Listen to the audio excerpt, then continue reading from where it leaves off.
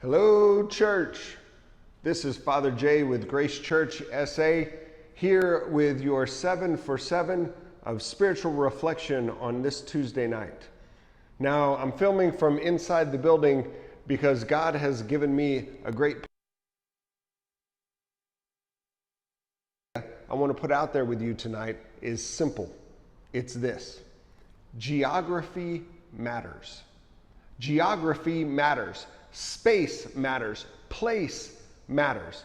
As if to underscore this point, it's windy outside. It's so windy that I can't video outside tonight because it messes up the microphone. So here we are inside. The physical matters.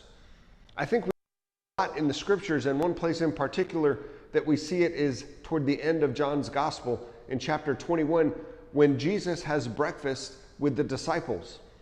The boys are out fishing, and Jesus shows up on the shore, and he says, "Y'all come on in, it's time to eat." And Peter actually gets out of the boat and jumps in the water and kind of runs, swims, wades to shore. And there Jesus is, and there's a fire on the beach, and there's fish on the fire, and there's bread, and Jesus breaks it and shares it with them. Jesus has breakfast with his followers. If that doesn't get the physical and the spiritual together in a new way, I don't know what does, because the physical matters. You know, as a priest, I've done a lot of weddings. It's one of the things that I get to do. And it has always surprised me how many young ladies want to have a beautiful outdoor summer wedding in South Texas. I don't know where you are, but in South Texas, it's hot in the summer. I don't mean a little bit hot. I mean hot. And I mean 98, 99, 104 with 90% humidity kind of hot. I remember one wedding I did at a ranch in South Texas, and it was so hot that whenever I bent over to read my book, I was sweating so much that sweat filled my glass. Take the sweat off of my glasses so that I could see what I was doing. The physical matters.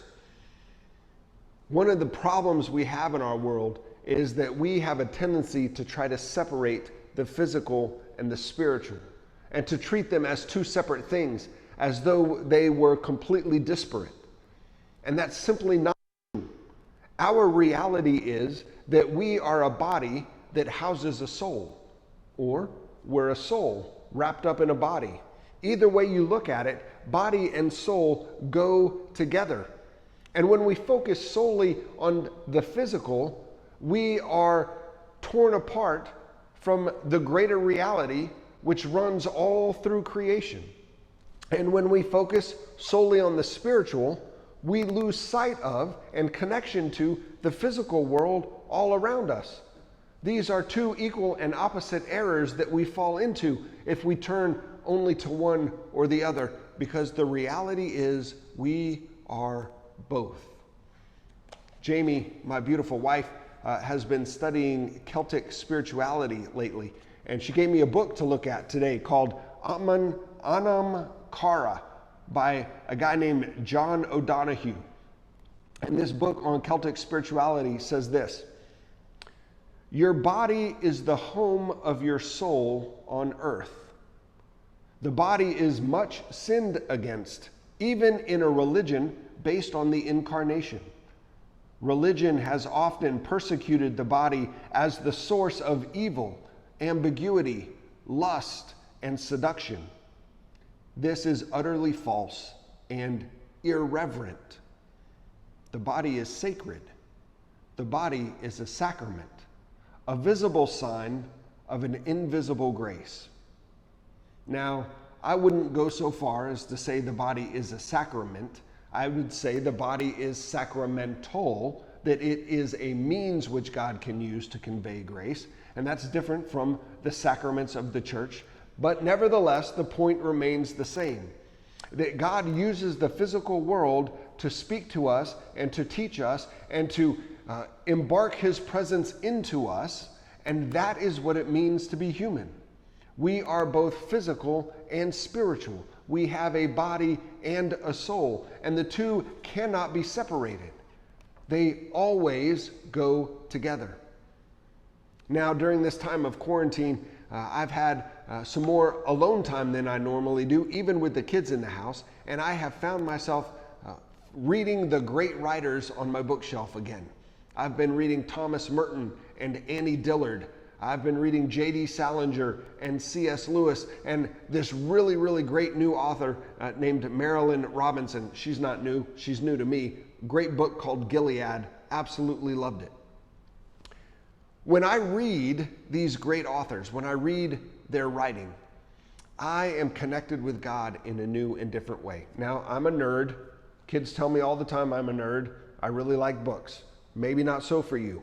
Maybe for you it's movies. Maybe it's dance or theater or music. Somehow, some way, there is something that speaks to your soul. Because the beauty of great art is that great art becomes the physical expression of a spiritual truth. Great art is a physical expression of a spiritual truth. And when you engage that art, whatever it looks like for you, you are led into something deeper and broader and beyond yourself. Now, I don't just read, I also exercise. During this quarantine time, I've been spending a lot of time walking and running in a local park. I do that by myself, perfectly safe, and when I walk, I think and I reflect on things that I've read. When I run, I pray. Mostly I pray, dear God, please make the running stop. But still, the idea there is that my soul and my body come together in reading and in exercise. Both of those things matter to me. So my questions for you tonight are this. What is it that feeds your soul? What do you do to care for your soul? And what do you do to care for your body? Where on this planet, physically, in space and time, do you go where you most often encounter God? What is that place for you? Because I would encourage you to go there more and more often. Because we encounter God in this physical world as God brings His Spirit into us. This is what the incarnation of Jesus gives us and tells us and shows us. That God's eternal truth breaks into our timed historical reality. And finally, I want to ask you this. When, for you, do those two experiences of feeding your soul and being in a physical place where you encounter God, when do those two things come together for you? I would encourage you to think about that, to try and find that space in your life where you can meet God, or more accurately, where God can meet you. Because when we encounter God in both body and soul, my friends, there we find peace. The peace of God be with you. Amen.